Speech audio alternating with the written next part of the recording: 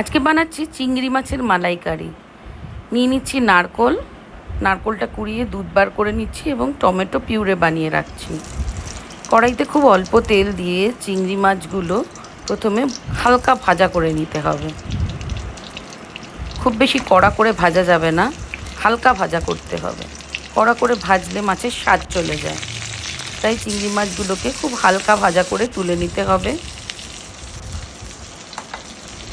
এরপর মাছগুলো ভাজা হয়ে গেলে কড়াইতে তেলের মধ্যে অল্প জিরে দিয়ে দিতে হবে টমেটো পিউরেটা।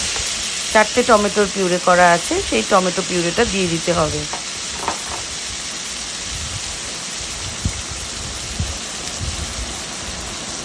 দিতে হবে আদা, 3 চামচ আদার পেস্ট।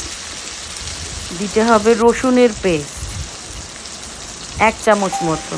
দিতে হবে লঙ্কার গুঁড়ো।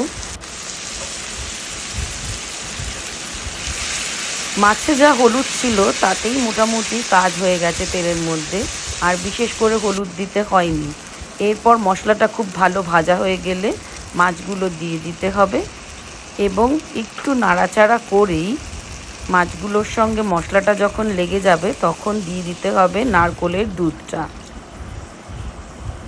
দিয়ে দিতে হবে স্বাদ মতো লবণ এবং যখন এটা ফুটে উঠবে তখন তৈরি চিংড়ি মাছের মালাই।